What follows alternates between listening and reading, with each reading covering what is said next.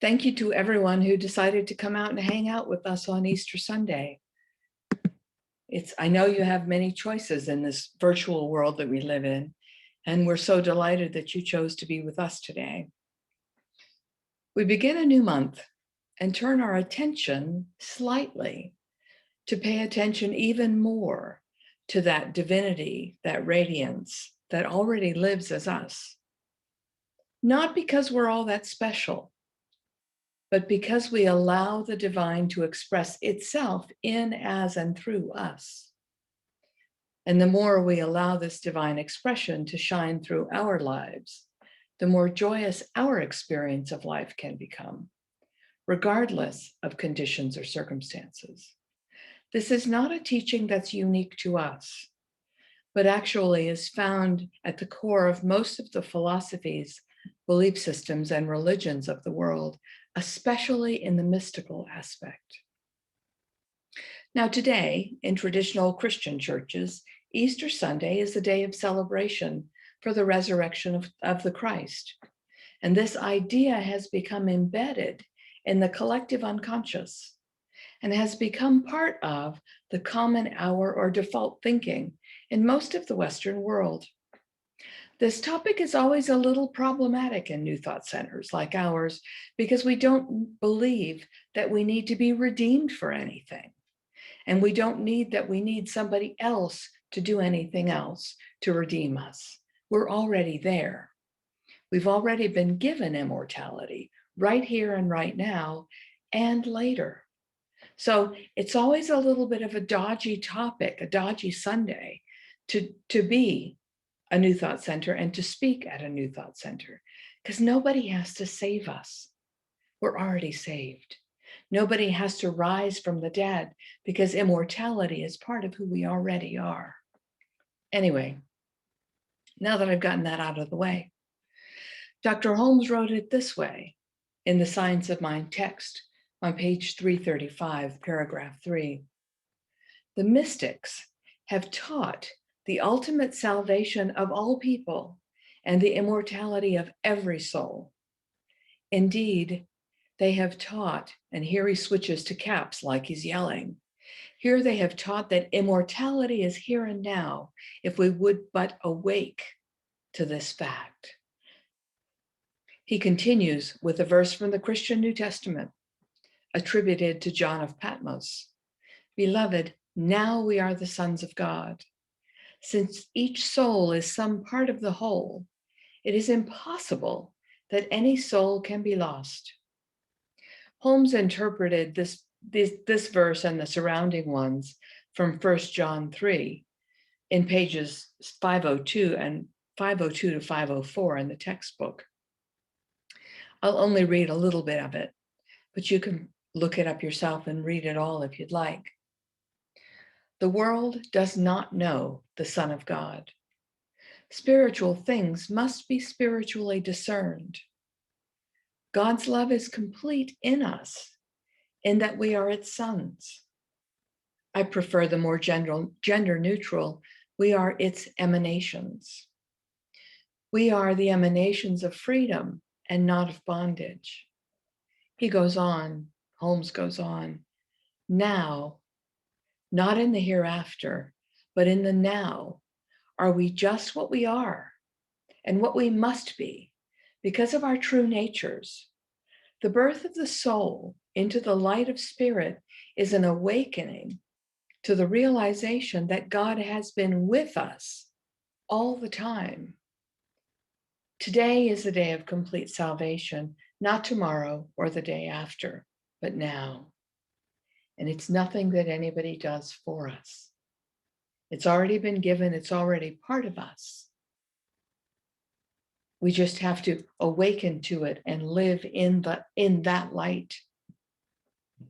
So when Holmes wrote about working out our salvation, which is a key piece of the Christian belief system, he wasn't expressing dependence on another's actions or decisions for our good.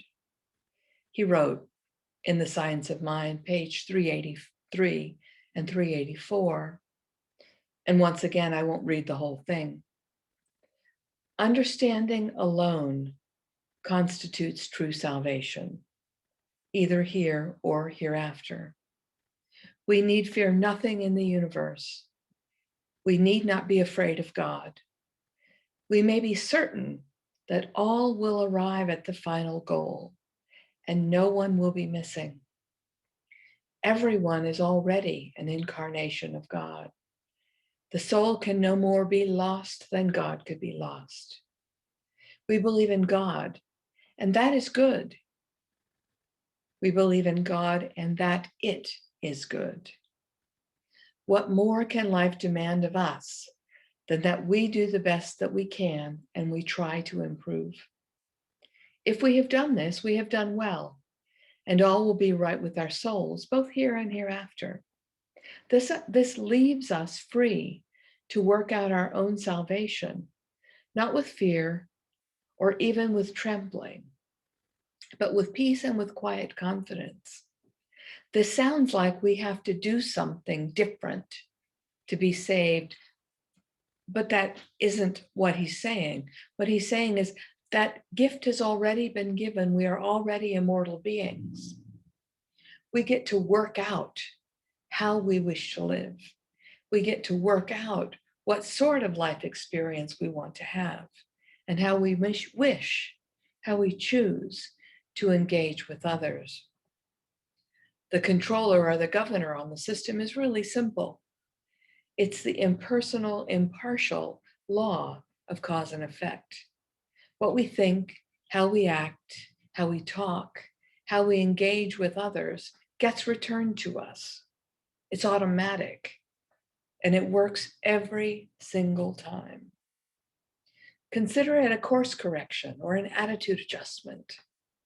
When we experience an undesirable effect or experience in our lives, it is because we have had an incompletely thought out or curved, crooked, twisted, causative thought. There's no punishment. And this is a distinction between our teaching, our philosophy, and what's commonly believed. What's commonly believed is God's going to get you if you misbehave. Our reframing of that is, no, God is love. God is peace. God is joy. We're the ones that made up this idea that we need to be punished. And so there's this thing called law. And when we go against our true nature, we get the experience of what that means.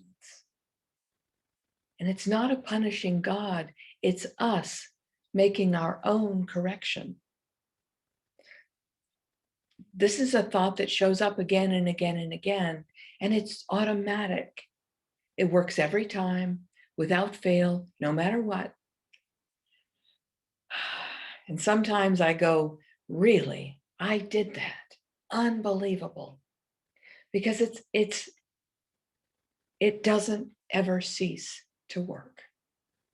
So we have this automatic governor that we have recognized and get to use to create our life experience.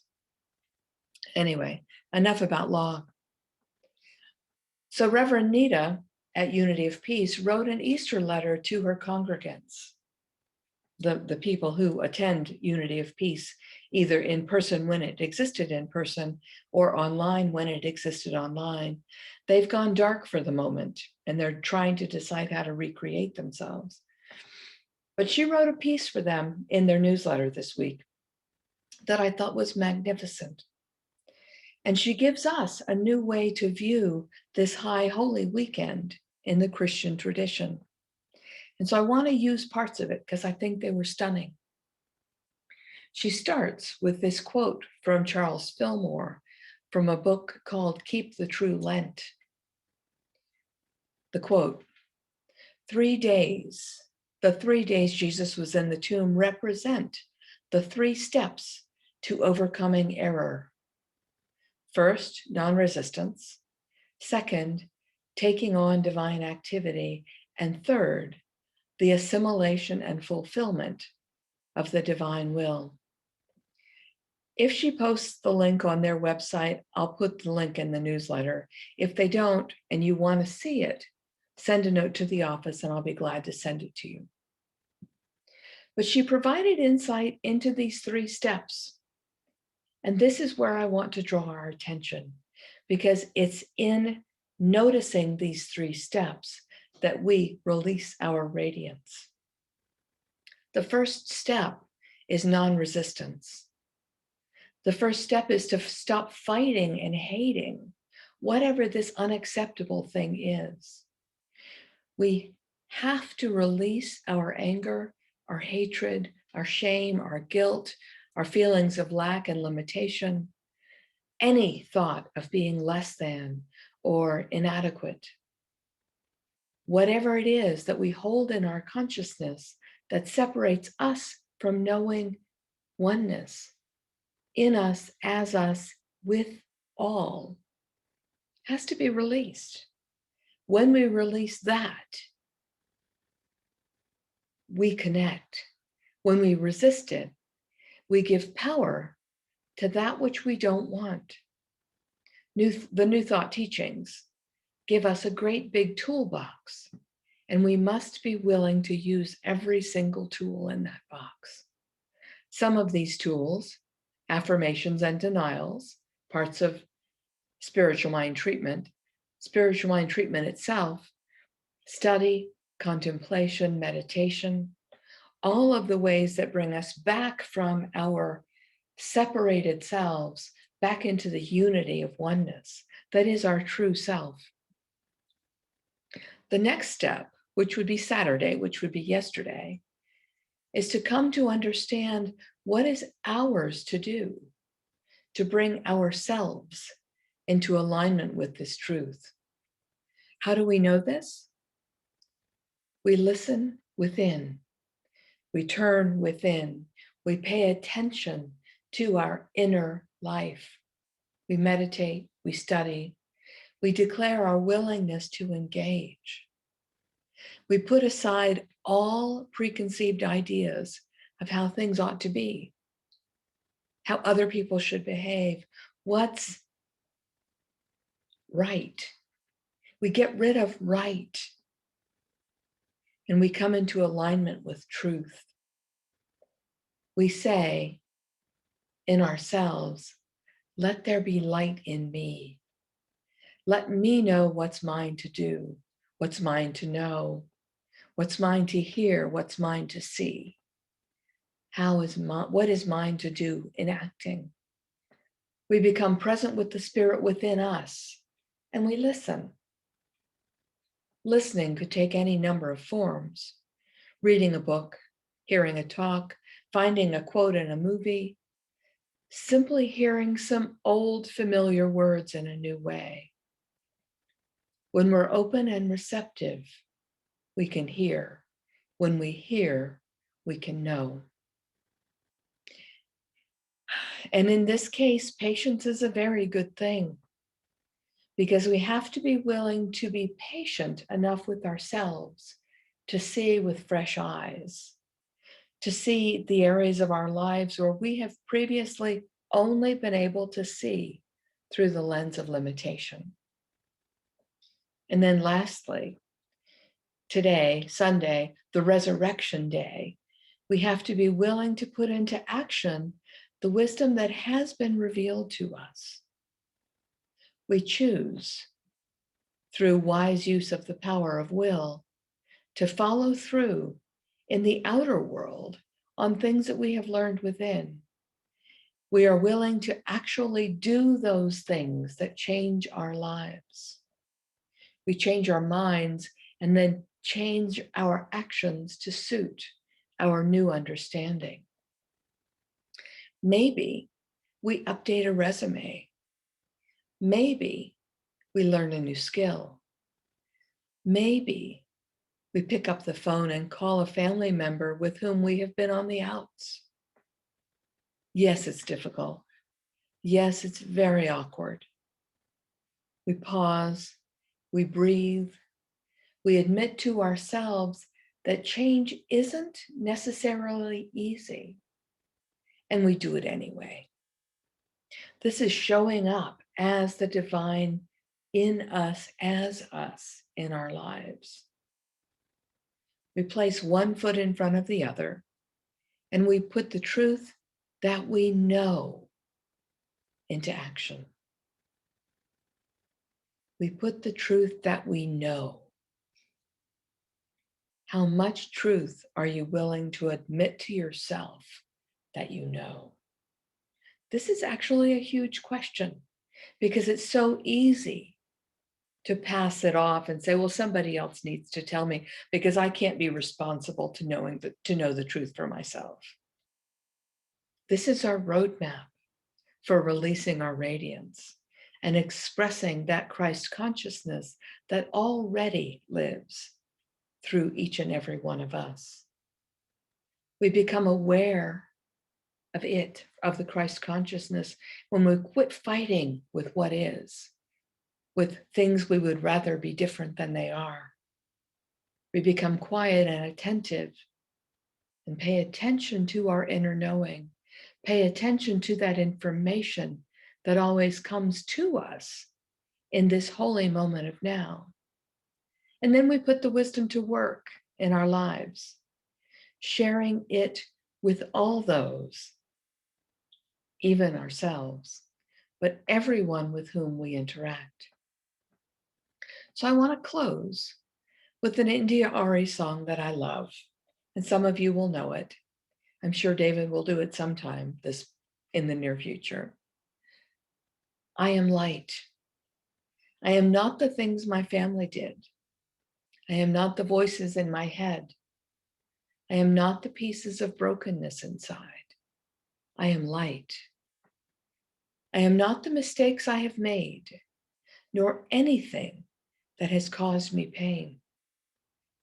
I am not the pieces of the dream I left behind. I am light.